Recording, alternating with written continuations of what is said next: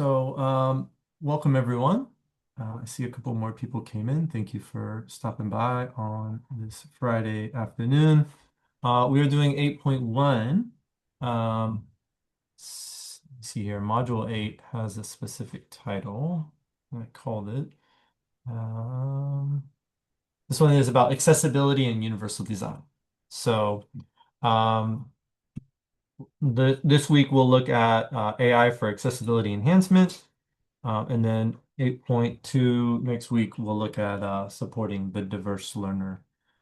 Actually, no, I think next week we will not have a class because it's a in-service day here at Clover Park. So mark your calendars. Next week we will not meet. So we'll finish this one in 2 weeks.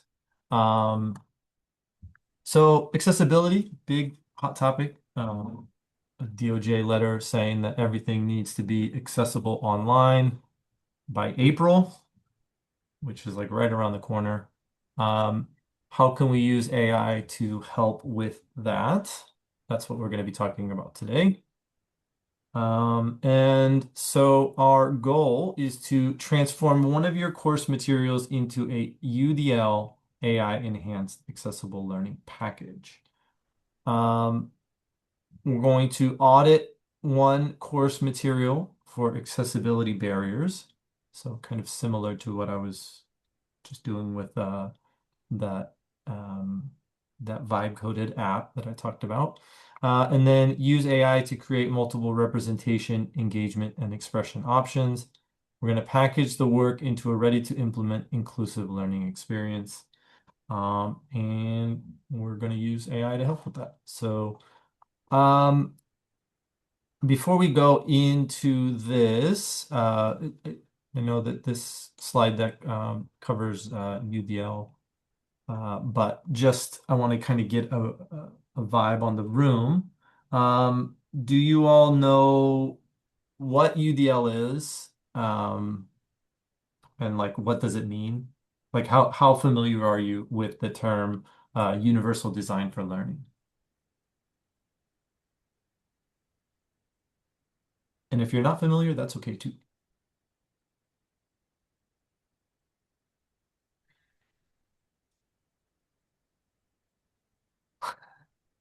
Alyssa's very familiar. Nice. Thank you. Dean, not so much. Kelly, what's your level on UDL? Um, the why, what, and the how. So yeah, I am definitely uh somewhat knowledgeable. You're aware of it and kind of Well, what I know it I use it focuses it because on. yeah. I do use it. I have taken classes on it. Nice. Um and it's, engagement, representation and then the how, the action or expression. So Yeah, yeah. I Oh write yeah, you all of got my it. labs that way. And also I feel like I'm cheating, honestly, dude, because a lot of my curriculum is already pre-built, canned. And then but Oh, I do tweak it, I do add it, or I do add to it, or I make changes to it. yeah. So I do write other assignments, but it gives me like a ground, kind of a starting plane, to Oh build yeah, off definitely. of.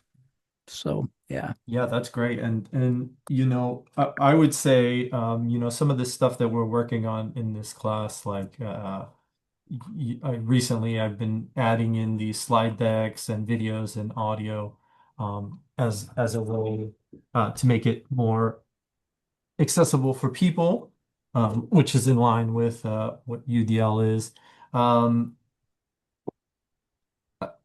let's see here. I'll just give us the time, like I have been doing to kind of get through this content uh, to try to understand what this is. And oh, wait a minute, 8.1 is not open. Oh, you might need to refresh, Dean. Refresh your page because for some reason it wasn't the module wasn't published, and so. it should be published now. Let me go ahead and also put this in the chat so that you can get a straight shot. Is the big padlock at the top because I haven't done the previous assignment? Is that why? I got a big, massive On padlock. 8.1? Yeah, I get it all the time, actually. Like at the very top, I don't see that. I see a massive padlock. Oh. Yep. I thought I Oh, was in trouble, dude, no, all no, no, no, no, no. quarter. This is a image problem. Something's Damn browser. But if you scroll down, well, no, I can't see all of no, it. I think I know what this is. I think this is uh, I was trying to be fancy and have some Mr. Edge. I was trying to make a GPT to make this site to be Ah, completely transparent, like and to make the HTML. But I think what's happening is it's not getting the right HTML. So I'll fix yeah. this. Try Okay. to ignore them for now, the I've been padlocks. ignoring them the whole time. I thought I was in trouble. No, no, no. I'm kidding, Okay, dude. Canvas strips out a I'm lot joking. of the HTML. Okay, Yeah. I'll get rid of the padlocks here while we're kind of going through this. But um, oh, and then Alyssa, thank you for putting that into the chat. There's the what why of the UDL framework, and then this is kind of what Kelly was talking about with the different ways. Right? So engagement, representation, and action and expression. So there's some good information there. I know that there's some of that in here, in this. So I'll give you all maybe let's see, what did we do? The audio last time. So I'll let the audio play again and then set up the breakout room if you want to go in and have a quiet space. And then we'll probably do about 12 minutes, if I were to guess. Um, yeah, 1 second, and I'll set this up.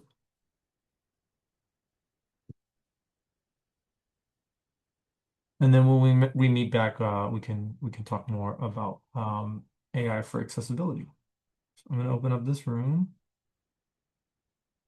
Feel free to join that or stay in here. I'm going to be playing this and trying to fix the big padlocks that everybody saved. I want you to picture a scenario that I think Ooh, that's too fast.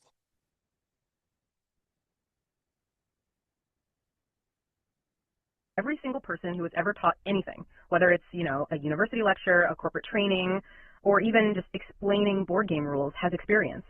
It's Sunday night. You found the perfect material. The holy grail of content. Exactly. It's this dense, brilliant article, or maybe a really complex case study, maybe a primary source document from like the 1800s. You upload it to the LMS, you feel great, you think, this is it. This is the thing that's going to make the light bulbs go on. And then Tuesday morning rolls around. Tuesday morning hits. You're standing there ready to discuss the nuances of this brilliant text, and you look out at the room and it's just blank stares. Or worse, panic. You realize one student is squinting at the font because it's tiny. Right. Another student who speaks English as a second language is frantically trying to translate the jargon on their phone. And maybe a student with a documented visual impairment is waiting after class to tell you that their screen reader couldn't read a single word of that PDF you were so proud of. That is the classic educator's nightmare. It's that exact moment you realize your perfect resource is actually a brick wall for, about 25% of your audience. And usually the response to that is panic, right? It's a scramble. You start patching holes in the boat while you're already out on the water. Yes. You're making a special version for this student, reading it out loud for that student. It's exhausting. It's a retroactive fix. And honestly, it's a burnout factory. Mm-hmm. But more importantly, it makes the students feel like a burden. They have to come to you, and ask for the fix. So today we are flipping that script. We're looking at a set of source materials that argues we need to stop fixing things after they break. We're diving into AI for accessibility enhancement, the UDL design blueprint. The argument here is pretty radical. Real quick, I'm going to stop this. What's up, David? We're just listening to this podcast, and then if you want, you can hop into, there's a breakout room that's more of a quiet space if you want to look at this information without listening to the podcast in the background. So I'm going to put this in the chat for you. Thank you very much. Don't just fix a leak. build a ship that doesn't leak in the first place. Right. And we're going to use artificial intelligence to do it. Hmm. But not just to, make things easier. We're using a framework called Universal Design for Learning, or UDL. Now, before we get into the tactical stuff, and we have a very specific mission checklist to get through today, I want to push back on the why. Because I know there are people listening who hear accessibility, and their brain immediately files it under compliance. Mm-hmm. It's paperwork. It's something you do so you don't get sued. That is the trap. If you view accessibility as just a legal checklist, you are missing this massive pedagogical upside. The source material talks about something called the curb cut effect. The curb cut effect. Break that down for us. Okay, so think about the little ramp cut into a sidewalk curb. Originally, that was designed specifically for people in wheelchairs so they could cross the street. Essential for them. Oh, Who else uses it? Oh, everyone. Everyone. Parents pushing strollers, travelers dragging suitcases, delivery guys with hand trucks, skateboarders. I use it when I'm just tired of stepping up. Exactly. When you design for the margins, for the people with a specific need, you actually make the experience smoother for everyone in the middle. That is UDL. The force argues that by creating these flexible learning pathways for students with disabilities, you actually increase success rates for the student who's just stressed or tired or commuting or checking the material on a cracked phone screen. Okay, so the philosophy is build it flexible and everyone wins. Yeah. But let's get to the how. The blueprint we're looking at today lays out a very specific mission. We have to audit a piece of material, use AI to create multiple ways to interact with it, and then package it all up. It's a construction project, and it starts with the inventory check. This part of the source material was interesting because it asks you to pick one thing. It explicitly says, do not try to fix your entire syllabus in one afternoon. You will cry. Right. Pick one lecture, pick one dense PDF. You got to start by auditing it for barriers. And the blueprint lists a few common ones to look for. Reading level is a big one. Is the text so dense that the language itself is the barrier rather than the concept? Cognitive load was the term that jumped out at me. I feel like we hear that a lot, but what does it actually mean in this context? Well, think of it like computer RAM. Your brain only has so much working memory. If a student has to spend 80% of their mental energy just navigating a messy document, figuring out where the headers are, decoding a weird font, scrolling back and forth, they only have 20% left to actually understand the concept. So bad design literally makes you stupider in the moment. It makes you less efficient. So yeah, the inventory check is about finding those energy leaks. Okay, let's make this concrete. Let's say I'm teaching a history class. I've got this primary source document about the French Revolution. It's dense, it's written in archaic English, it's a wall of text. I know it's a barrier. Now what? This brings us to core segment 1, representation. Representation is the what of learning. How is the info getting into the student's head? The blueprint gives us specific AI prompts here. It's not just, hey, AI, make this better. It asks for 3 specific things. And the first one is alt text. This is a technical requirement, but AI handles it beautifully. Alt text is that invisible description attached to an image so a screen reader can describe it to a blind student. Writing good alt text is tedious. You have to sit there and type, figure 1 shows a bar graph where bread prices spike in 1789. And nobody does it because it takes forever. Right. But the strategy here is to feed the image to the AI. You upload your chart and use a prompt like, generate a comprehensive alt text description for this image, focusing on the data trends relevant to the French Revolution. The AI does the heavy lifting in seconds. That's a huge time saver, but the one that I think is going to be the aha moment for people is the reading levels requirement. This is the game changer. The source suggests using AI to create 3 distinct versions of that same dense history text. A simplified version, a standard version, and an advanced version. Okay, I have to play devil's advocate here. If I'm a college professor, isn't rewriting the reading cheating? If the assignment is to read the complex text, shouldn't they have to grapple with the complex text? That's the most common pushback. But think about scaffolding. If a student looks at that archaic French Revolution text and is completely lost in the vocabulary, they check out. They learn 0. They just skim it and hope you don't call on them? Exactly. But if you provide the simplified version first, they read that, they get the main arguments, they understand who the players are. Then, with that mental map, they can go back and tackle the standard text. You aren't removing the rigor, you're building a ramp to it. So it's an on-ramp. Precisely. And don't forget the other side. If you have a brilliant student who is bored, the advanced version might introduce more complex economic theories or, linked to modern political science.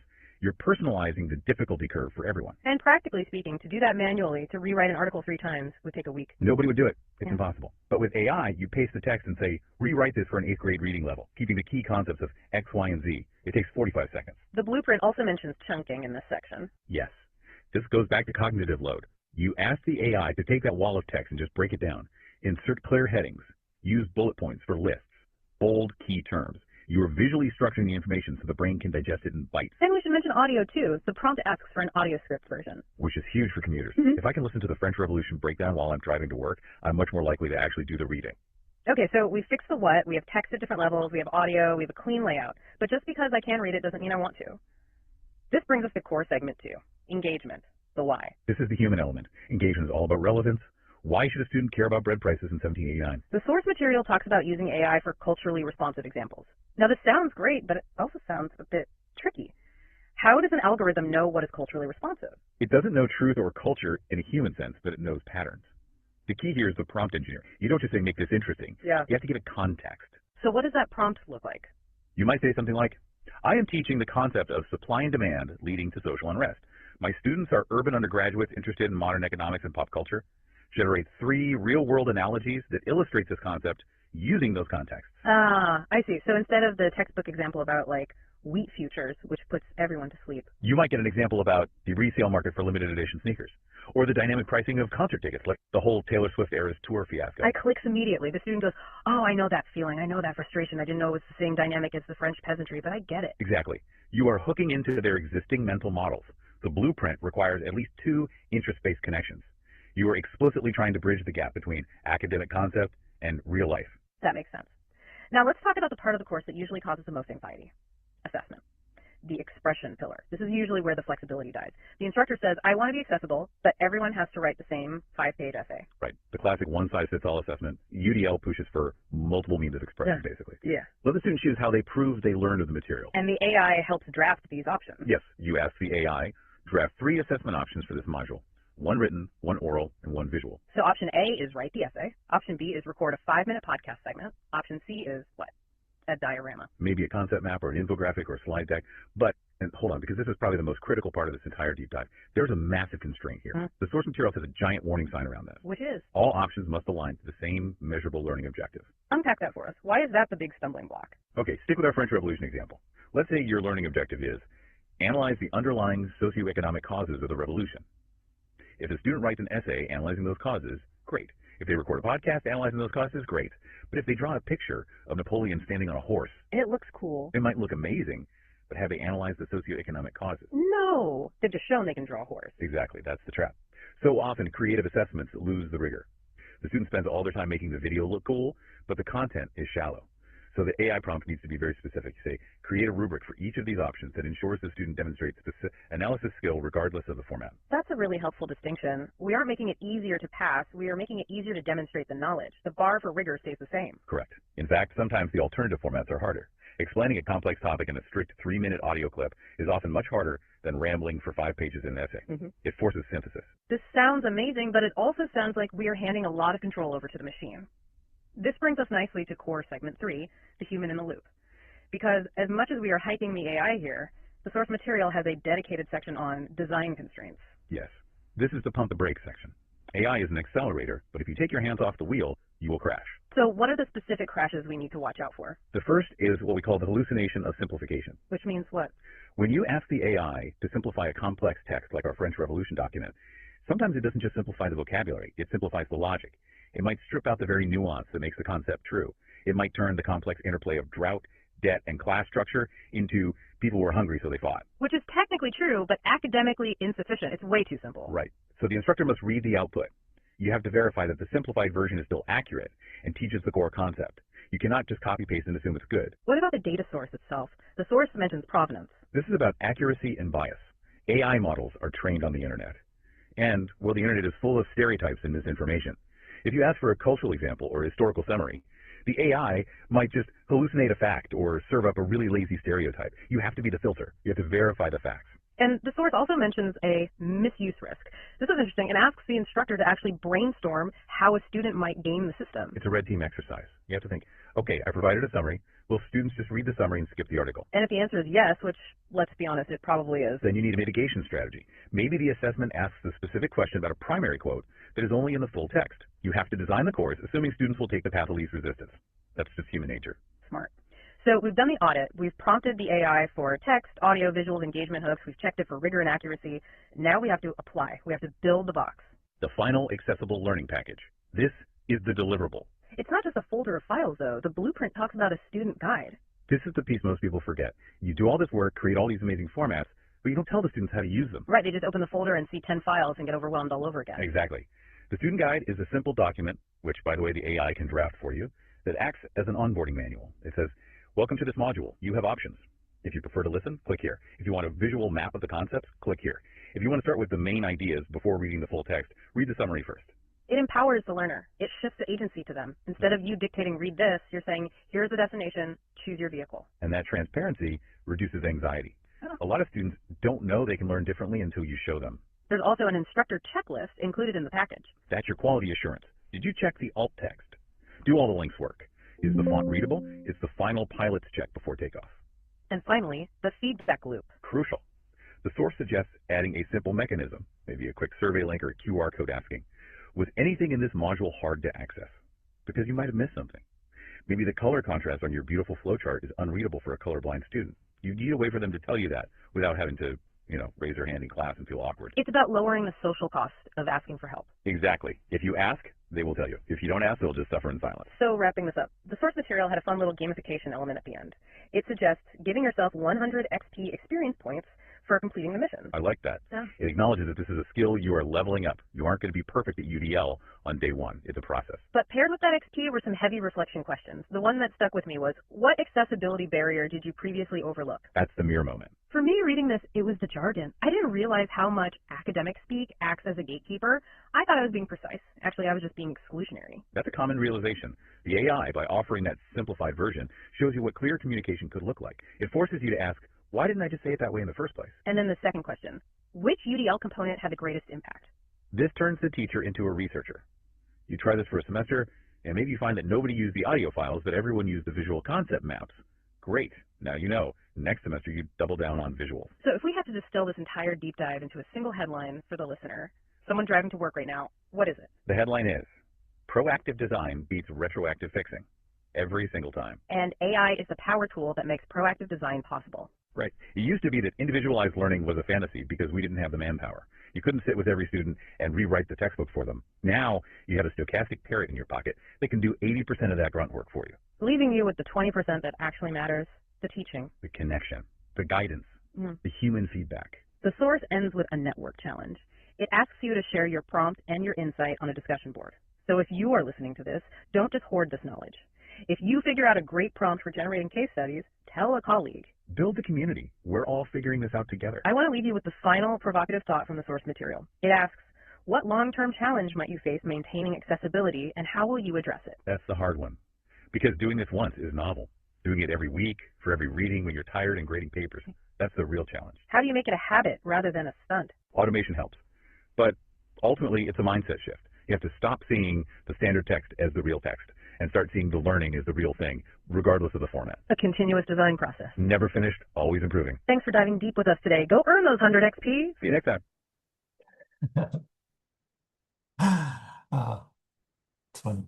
Some of the things they say are just so random. All right, what do we think about this idea of accessibility or using AI to enhance accessibility in your courses? Has anybody tried any of these techniques that they talk about in the podcast or that are mentioned in the video and slide deck? I haven't done it with AI, Ronald, but I've done it myself. You know? What'd you do? Well, I gave the an example. students written I gave students written information, and then I also recorded a video, and then I stripped the audio out so they could get the written, they can listen to it, or they can watch it, right? Yeah. Nobody. I had one student actually download and use the written info, and everybody else used the video. And they actually thought it was funny because they're like, we could strip the audio out ourselves. I was like, okay. Well, it's Trying to because help of you guys out. yeah, and it's just because of what I teach. But Oh, that's, yeah, for sure. But yeah, I haven't used AI to do it, but I've used AI to clean up instructions or processes. Oh, nice. Which I learned then that this, some of my students were having trouble with the jargon, IT. So I asked AI to help me break down like definitions for those so the students would know what that meant. I left the term in there, but then at the bottom we added a definition. I had to add a definition section. And that helped a ton. Well, Helped a yeah, lot. Yeah. it's awesome. That's awesome. Let me point out what's going on over here in the chat. So, Dean's saying AI definitely makes the process easier and faster, but it seems like a lot of work for 30 different courses. Yep, especially when you're over there trying to retrofit, which I think a lot of people are in that boat where they have a course and it's working, but then there's like these small little things that need to be changed. Um, that yeah, they add up.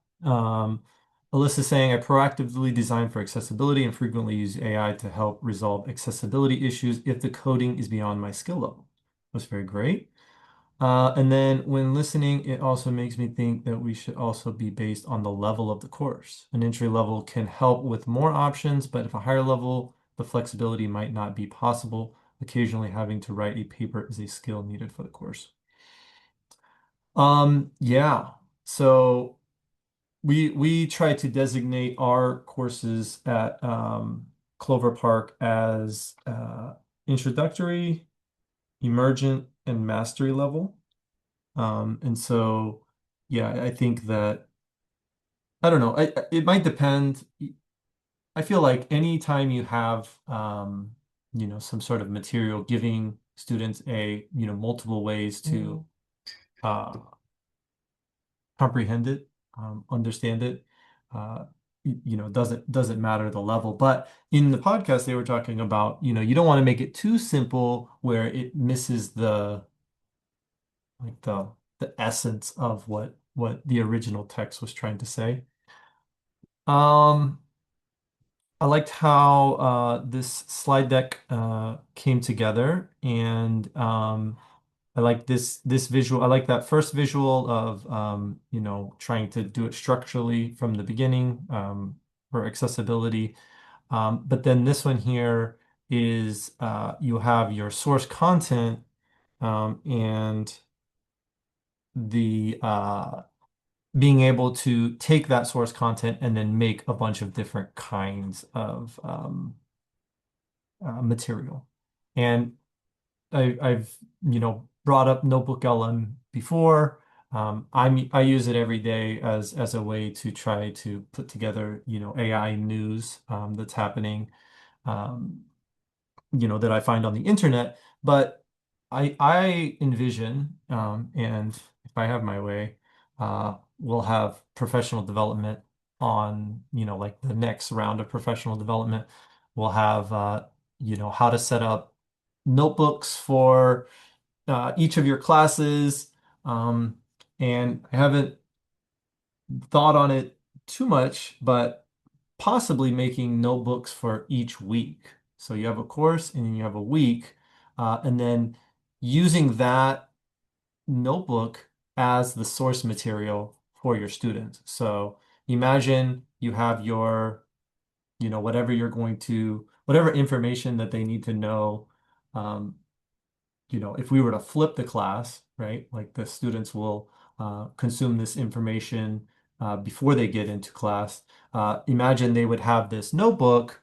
Um, just for example, we were talking about this in the AI task force today, the executive order. So imagine a student comes in here, they see the original PDF, they have, there's some YouTube videos on the side, there's maybe a transcript from a talk that you gave on the subject already, and it's just filled with all this information that they need to know for that week.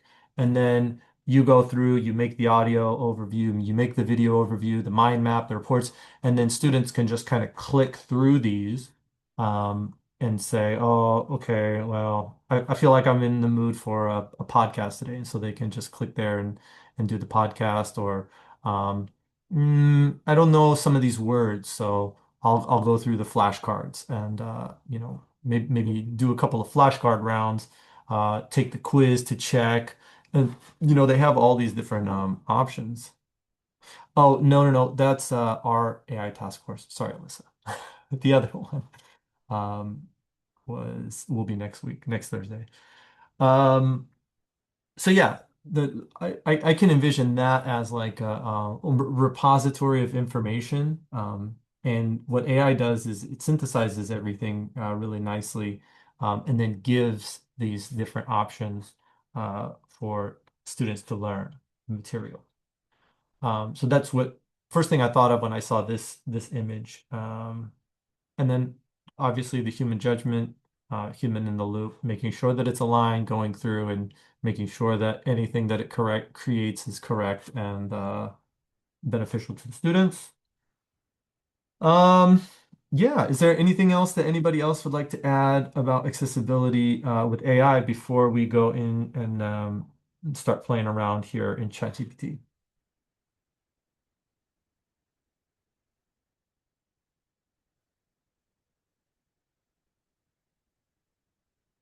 I'll bring this over to the main screen. While I was listening to that podcast, I actually took the audio from the podcast and or sorry, the transcript from the podcast, and then I said to Gemini Canvas, the one what I was showing you earlier, and I said, use what they talk about in this podcast to create an accessible unit on the podcast. And so this is what it cooked up while we were listening. So module 8, AI for accessibility. If I go here to the learning materials, I've got a simplified summary. Here are they talking about the curb cut effect. And then it goes over briefly here, representation, engagement, expression.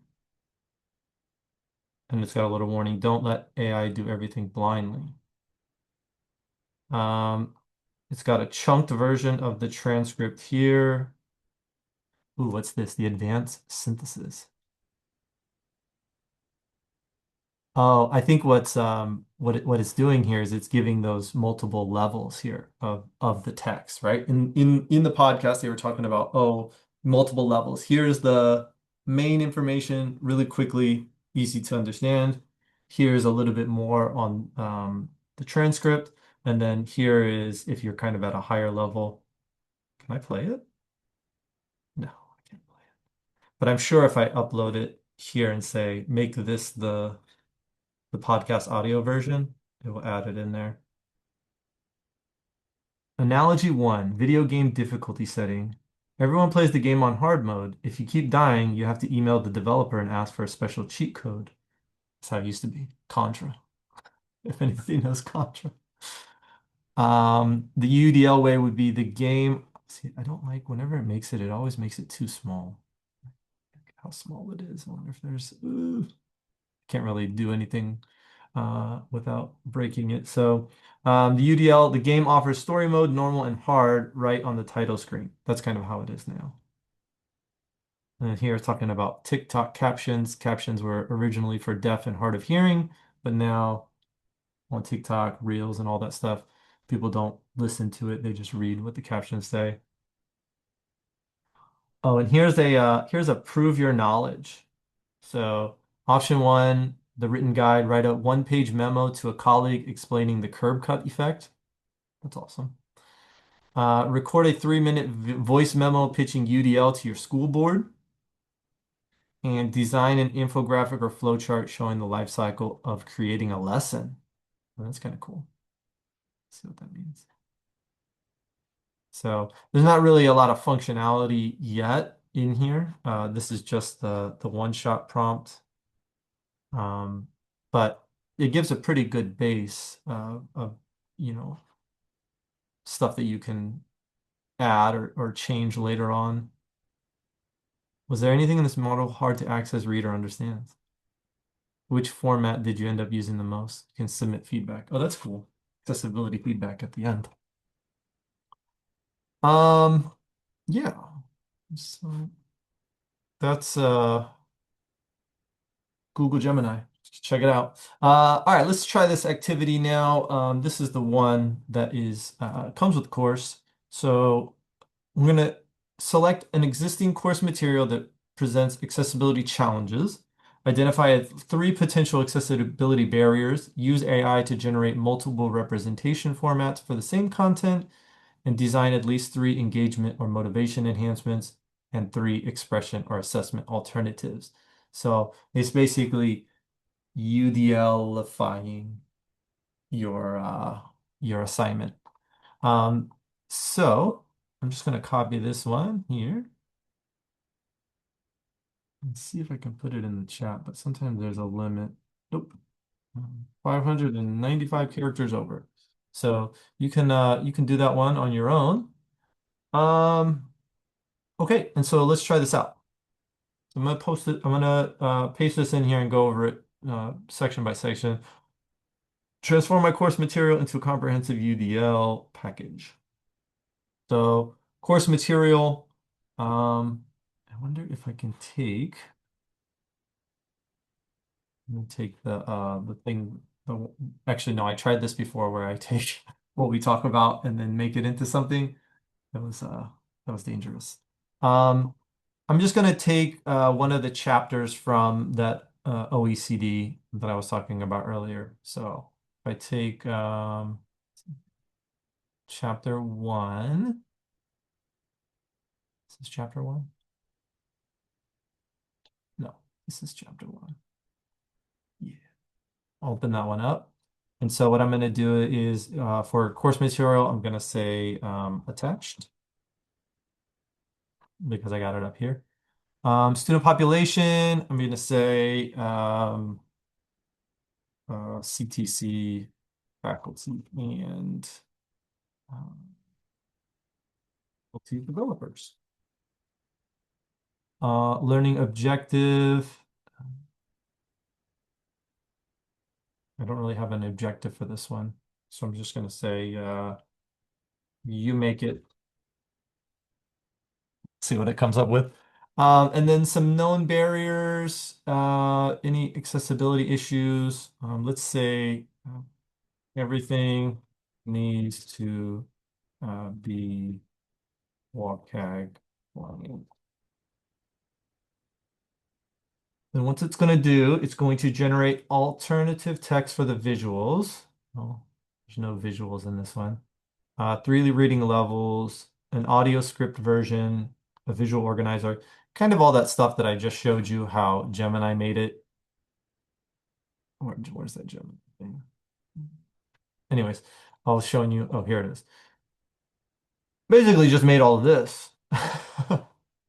So we'll see how ChatGPT can do it. This one, of course, is a bunch of code, so you'd have to figure out how to package this and put it on. I've been using ChatGPT to help me figure out how to upload uh, apps into GitHub. And so that's that one, the one that I was showing you at the beginning. This was this is hosted on GitHub. So but we want to see how it can be put into Canvas. So let's see what we can do from there. So below is a fully structured universal design for learning package based on chapter 1 of the digital outlook. It's got my audience, context, and accessibility. So here it made the objectives: distinguish between general purpose and educational generative AI tools, analyze research finding on Gen AI's effects on learning outcomes, identify risk of cognitive offloading and superficial performance gains, design a pedagogically grounded use of Gen AI aligned to learning science, and apply a hybrid human AI feedback model that preserves teacher agency. I like all that stuff. And just to check, all the verbs are Bloom's compliant. Okay. So alternative text for visuals, growth in ChatGPT. Oh, there is a visual. Let's see.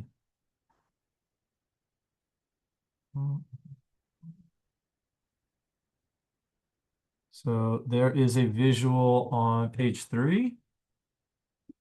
Where's page 3? So it has this figure.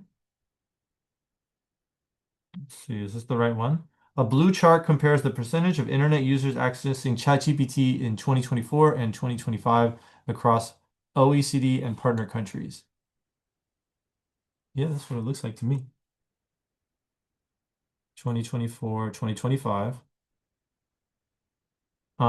With high-income countries leading usage, the chart highlights increasing adoption and widening digital divides.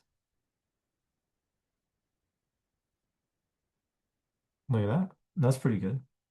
This one has alt text. Page 5, how students use AI. This would be page 5. How do European students use AI to study? And then it says multi-country comparison chart showing that European students most commonly use AI for providing information and explaining concepts. Providing information, explaining concepts. That's pretty good. So, alt text. What do y'all do for alt text? I'm curious because recently I've just been like I have a chat GPT chat that's just my alt text, and then anytime I need it, I'll put the image in there. Do y'all have a better way to find alt text for your images?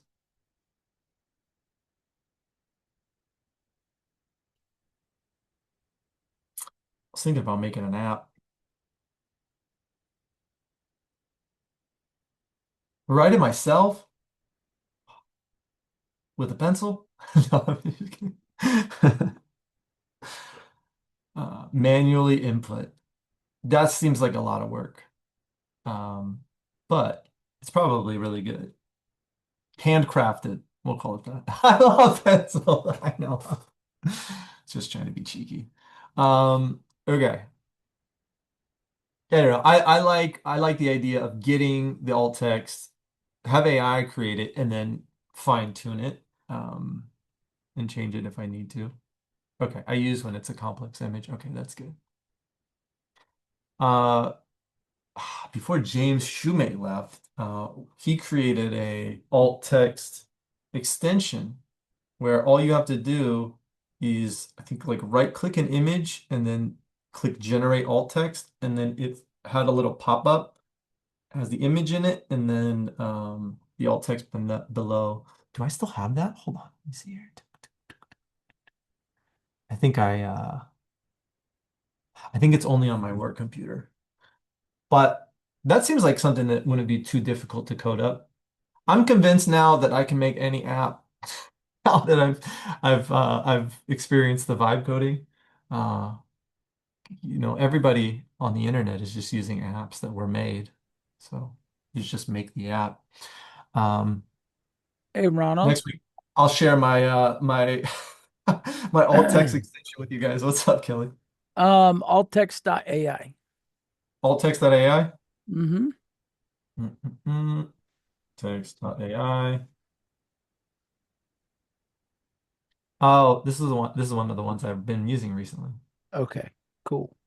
Just because, like, I'm always worried about usage. I'll do ChatGPT, but Yeah. I don't know. Sometimes I lose it. So I think I'm just gonna save. I was trying this one. What's this one? Alt Texty? Alt Oh, Texty? I've used that. Yeah. That actually isn't too bad. Yeah, this one's not that bad. Not have a. Let me just do a quick image here. So I'll do. Let's see how it does with this one. Oh, oh, Mome. Pop that one in there. Where is this? Oh, here it is. Okay. So let's compare with what it came. A line graph showing the European advantage, average and individual country data for the importance of different learning features. Super specific. I like this one though, because this one kind of like tells the story of it. You always have to So, be too careful that it doesn't give too much information to where if it's going to be used on a quiz, it doesn't give them all the answers up front. it's true. They're just going to use their agentic AI to go and do the quiz anyways, dude. Or you use Stegoverse and then you hide the answers in the image, steganography, and then make them find it. Oh. I That's was trying to get y'all. I was trying to get real fancy with these, because these slides I've talked about are not accessible. Unfortunately, I'm crossing my fingers that by April Google will get it together where you can have, text that's on here and accessible. This is the temporary workaround, but um, Oh, I just lost. Wait, what did you just say? Sorry, Kelly. I I lost you. said use steganography to hide the answers and Oh, you can okay, yeah, use yeah, an yeah. So what I image. was trying to do was I'll make the PowerPoint and then like I'll make the PowerPoint with all the text from these slides, and then I'll put the image over it and use it as decorative so that the it still has that text in there. And it worked. It was like it had a screen reader. I had the screen reader reading it, but it would highlight the text and the text was in the background. So it was it was like random like blue bars that would show up as you were looking at Oh, that's funny. the That's slide, great. but I don't know if that that's another kind of workaround. I don't know if that's you know the best That's way to do it. steganography. Yep. Geography. Okay, and then so let's see. I'm just going to kind of go through the rest of this output and see. So we've got three reading levels. Generative AI can help students and teachers, but it does not automatically improve learning. This is all seems very short. What? These are the three reading levels for the whole chapter? That doesn't seem right. And then audio script version. This all just seems too, like it doesn't give enough information. I think I might have asked too much at once. I found that it's better, like sometimes this will work where you can just do a big dump. Sorry. Where you can just do a big dump, but this might be too much. It might need to be done one at a time. And so, let's see here. I can go in and tell it to do that. But I want to see what else it comes up with. Visual organizer outline, types of AI. It's not very helpful. Oh, this is how to put the module together. What is generative AI? How students use it? What researcher says? Designing pedagogical uses. Okay, it's cool. Okay, this is what I want to see. The multiple means of engagement. So you've got the workforce development context. That's pretty cool. Students in technical programs use AI to draft project proposals. Faculty redesign assignments to require oral defensive decisions. Interest-based connections. STEM faculty use AI tutoring research from physics, RCT studies. How's this giving specific examples?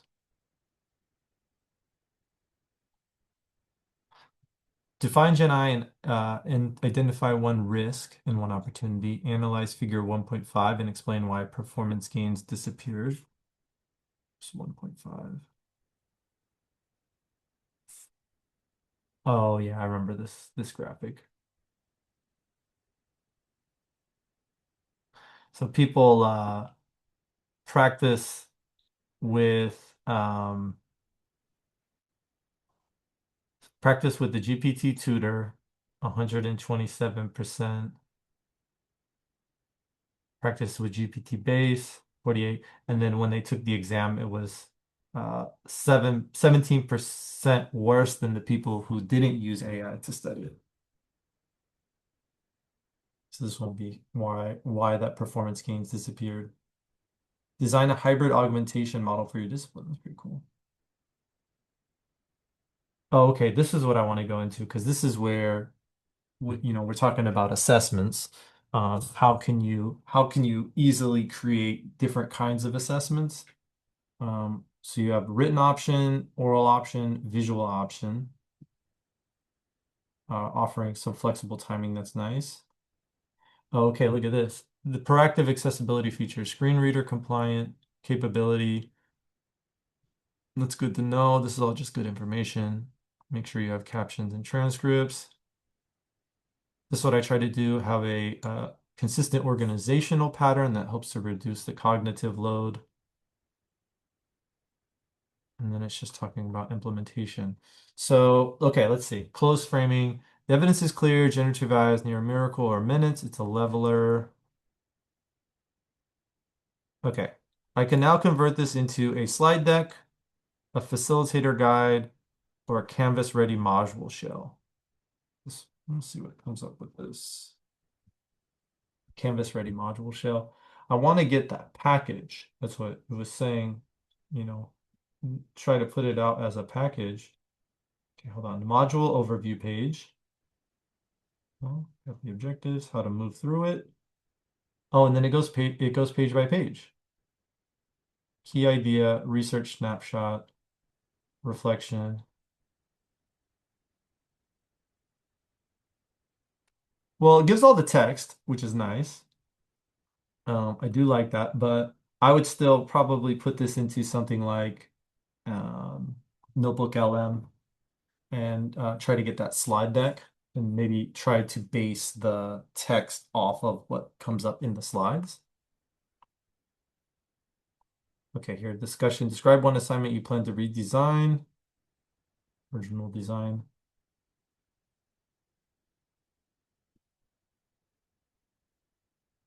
Oh, and then it gives, you know, for you, the instructor, what you need to include in there.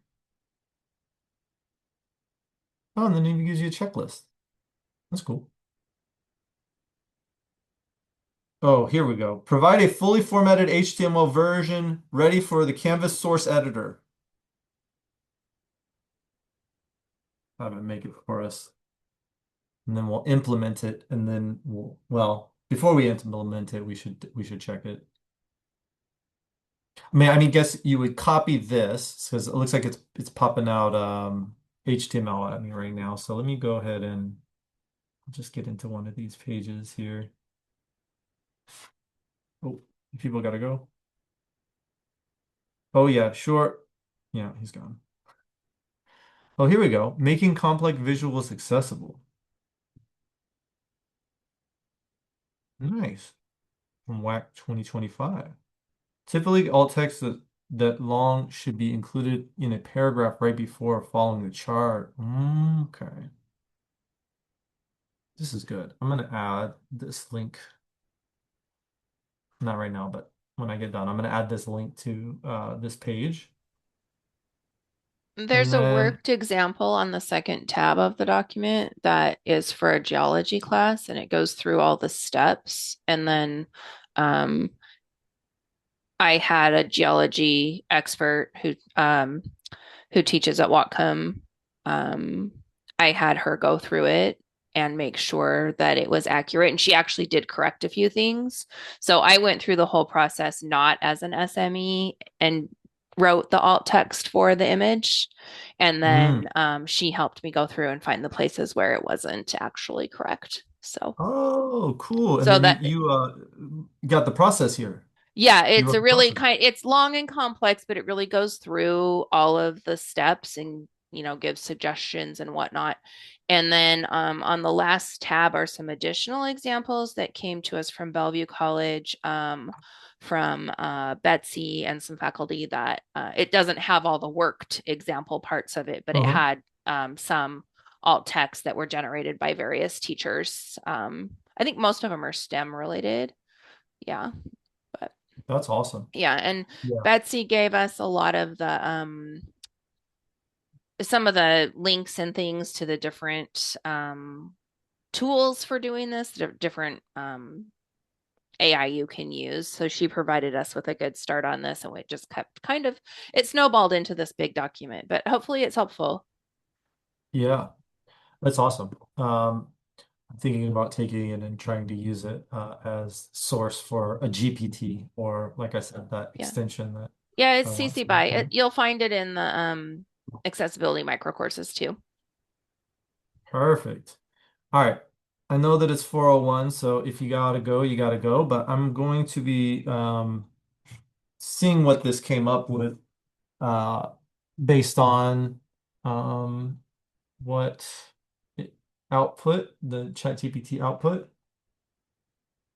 Not very appealing, but you can see this is heading 2, this is heading 3, heading 3, uh, and here kind of simplified, but let's see what the if there was anything else that was especially interesting.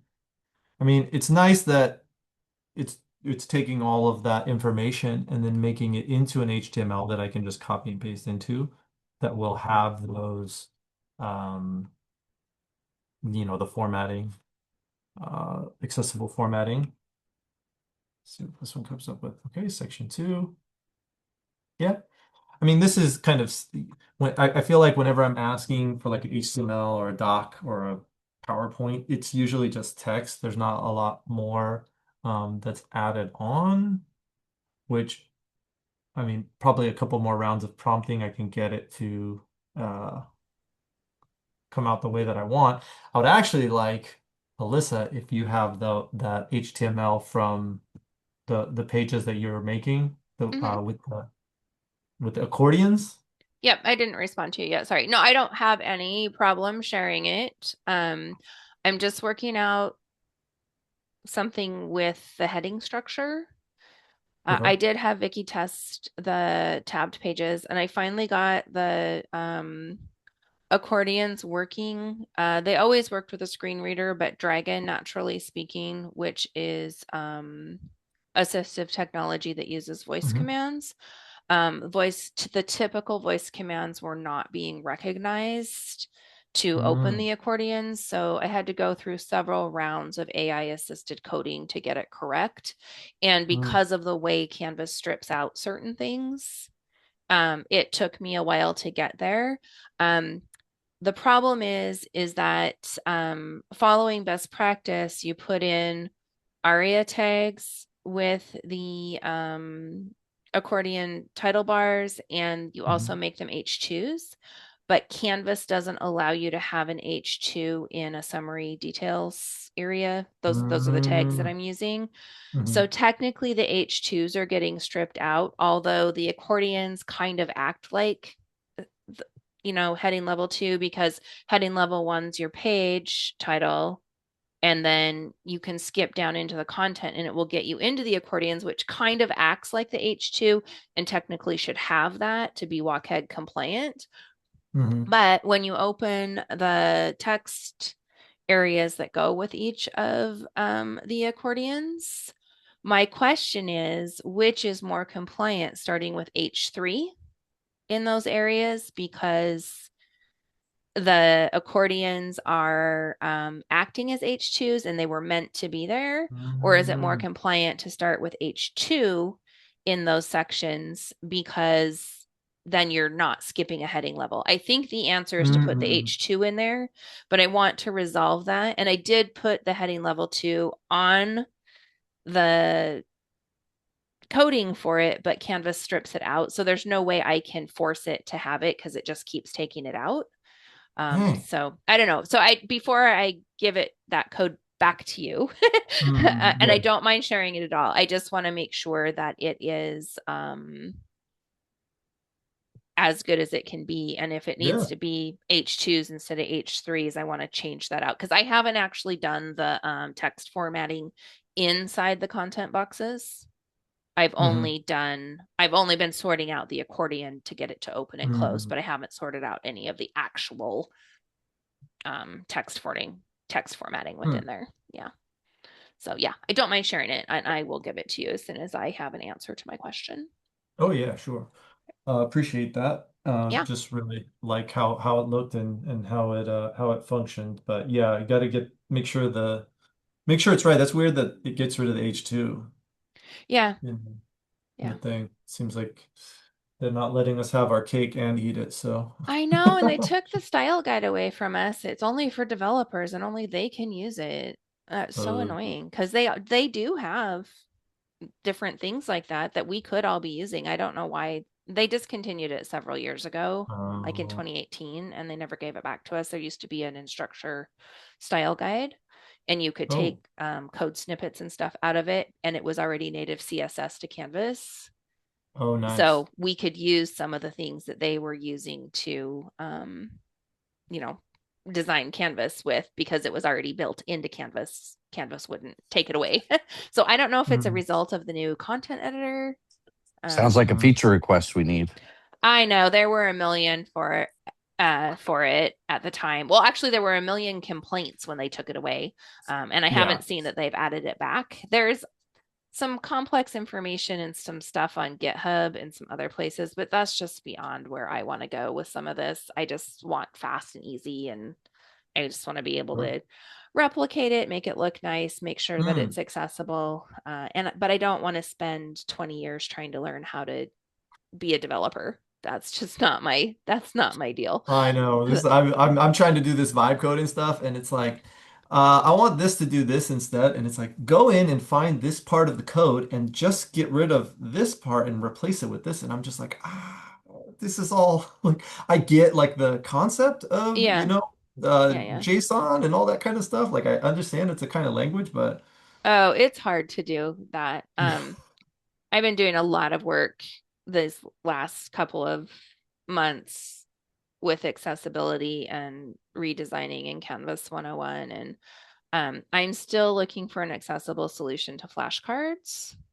mm, And I finally think I found one, except that I hate the way they're styled. It's H5P, and I figured out we have it with our press books. So oh I nice. can use it for free, because the barrier before was that we had to pay either for the Hmm. integration, which is several $1,000s, or we had to pay an individual subscription, which was, they only allow, I don't know if they do individual subscriptions. I think it's 3 I think we had people. to get like at least five. Yeah, and Or it's like $80 a month. I'm like, I'm sorry, but 10 sets of flashcards is not worth $80 a month. But I did finally, Paul set me up yesterday actually with a WordPress site. I have access to the H5P stuff. I can build stuff, I can export it. I still need to have Vicky test it, but you can't change any of the colors. You can't change the text size. And I mean, they're just not as visually appealing. You can do those things, but it's a highly complex mm, thing to get it to be able to do it. There's like a plugin you have to buy, and then you can modify some things, but then the rest of it has to be modified in the CSS of H5P. I mean, so it gets at where you're going with all those complications. I was just looking for a simple way to populate my flashcards, but they don't have an importer option. They don't have mm, something that does that. And so, I went through a bunch of steps, asked Paul a billion questions, and I finally figured out how to get Claude to hmm replicate a JSON file that I hmm can give it the template for the flashcards, and I can give it the words, and it will merge hmm them, and it worked, and I put it back in. So now I did, so that's the positive note here, is I did figure out how to make 10 sets of cards pretty quickly. I haven't made them all yet because I want to have Vicky test everything and make sure that it is accessible and it works embedded hmm in my page and a whole bunch of stuff. So yeah, it's Cool. overwhelming sometimes. It's really great. Like sometimes I just like really celebrate, and other times I'm like, oh, this is driving me crazy. Why can't I do this? But you got to be Yeah. really careful. Yeah.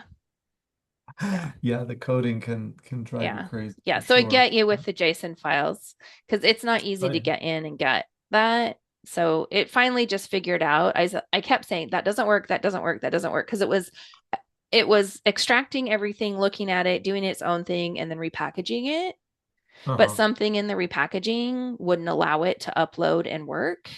Busted. Claude finally figured out that instead of extracting and repackaging, just to open the file, make the edits in line, and resave it as is, Mm, that's the thing that worked. But it has interesting. all the H5P JSON stuff embedded in it. I didn't have to look at any of it because AI did it for me. So I didn't even have to look at the Oh. JSON file. I just exported a template set from H5P, gave it to Mhm. Claude, gave it my words, and then we went through a couple rounds of, it didn't work. And then we got to, oh, yay, we found And a were way you to do able to this. change the formatting, like the color and stuff? No, you can't change it. Okay. So Claude can change the colors and write the code for that, but when you upload it back into H5P, the CSS, the native CSS in Oh yeah. H5P strips it out just like the Canvas editor strips the HTML out.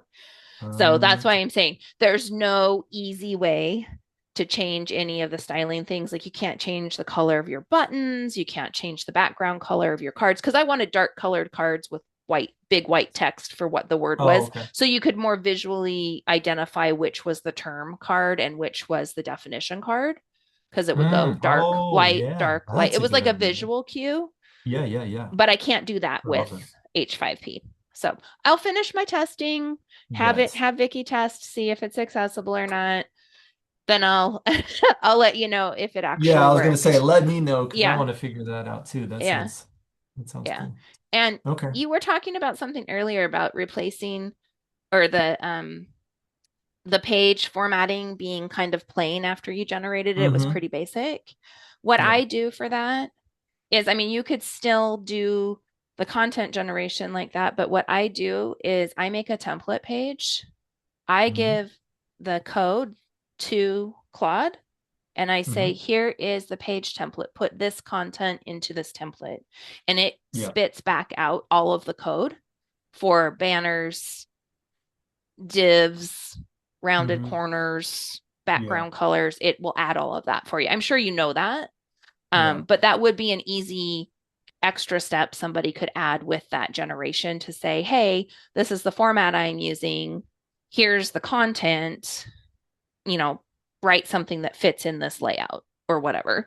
So, My plan is once I get that code from you for the accordions is to make a GPT on that and then brand it with Clover Park colors so that faculty can anytime go to the GPT and if they want to format their pages or assignments, they can just toss the raw code in there and then it will just restructure the code. mm, But I don't know. well, let me know I how, don't know if if that that's works, gonna because happen. maybe I Yeah. want to use it to do all my pages. Yeah. I don't know. Well, okay, so the problem I have with my pages Yeah. is I've got the template worked out now, right? And that's mostly figured out. And I have a lot of the content done. But when you put the template code and the content together, it is too long for Mm, Claude to handle all of it. So it can't create a yeah. whole page at one time. It can create a whole page if you go section by section, but that takes a lot longer Mm. I because wonder then what you the have, limitation on a GPT would be though. I don't know, but if you look at the Washington checklist pages, which is what we're talking about for David, so that David, so you know what the context is, the Washington checklist pages, each page has those currently has tabs on it that I have converted and am looking at using it, Hmm. the accordions for. But each of those accordions, when you open them, is a page or more of content in and of itself. Oh, So right, you're right, right. basically asking for 5 or 6 content pages to be Yeah, produced at one time. So it's a lot. that's right. Yeah. Yeah, I foresee a GPT kind of cutting corners and not giving the full text that would need to. You probably have to go like accordion by accordion. Yeah, that's what I'm saying. And that can Ah, get trickier. I mean, well, I mean, it's 5 sections of the checklist. Each section has 3 to 10 pages, like because of the number of standards in each section, because hmm. each standard has its own page. And then to open up each one of those pages, then to go section by section in there, that's like a lot of work. So I found that Google Gemini is pretty good at handling a lot of a text. lot of So text. Okay. yeah, I don't know if you've done that. And then I think I remember seeing that Claude like this week increased their window character like Characters. allowance. Yeah. Yeah. Yeah. Tokens, I think tokens. Tokens. Is that what it is? Yeah, Okay. so I think Claude, like you might want to try Claude again to see if it can do the full accordion, like one whole page. Um, but Gemini could also. Oh, here, what's this you put in the chat, David? Faculty teaching and learning self-placement tool. Oh, this is what Guava made yesterday? Yeah, I missed the webinar yesterday, so I'll have to watch the recording. Sounds like it That's a was pretty good one. interesting. Yeah, But that's really David, good. here's the page we've been talking about, just so you know Okay, what yeah. the Okay. context is. That app that Guava did was pretty cool, and I was almost thinking of that being part of the checklist, something like that too. I Mm. thought, because when you get to the very end, the report just looks fancy. Mm. So I was just like, so we could talk to her. Hey, that looks really good, Alyssa. Self-assessment. Thanks. Yeah, I've had Ronald have his eyes on this for me for a few times, but I haven't done any of the formatting in these sections. I think I would almost agree that I would say maybe H3 under there, because the H2 is the top one, and then as soon as you open it up, H3 would be the next if you were to put something underneath it, like the Yeah, but there introduction. isn't an H2. That's what I'm saying. Right. I know that's the thing, is there's a Yeah. code stripped out. And that's one thing I really like, Ronald, that you did today, was where the way you worded it to make it for a Canvas page, because I was playing around with one that I was made a page for. I was going to have it make just a quick page for a explanation to students on how to turn in a Turnitin assignment. Mm-hmm. And it looked really nice. It had some really cool boxes and put the context there, but I mean, none of it came over, But I liked how yours had the UL and the LIs as just a very basic, not without a bunch of divs all over the place. Because that's the one thing Yeah. that drives me It always crazy wants to is, do it always wants to do Python or yeah. it tries to do some other SQL, and I'm like, no, none of I that want stuff's gonna work. If I see like a the curly a curly bracket, I'm like, this is no, redo this.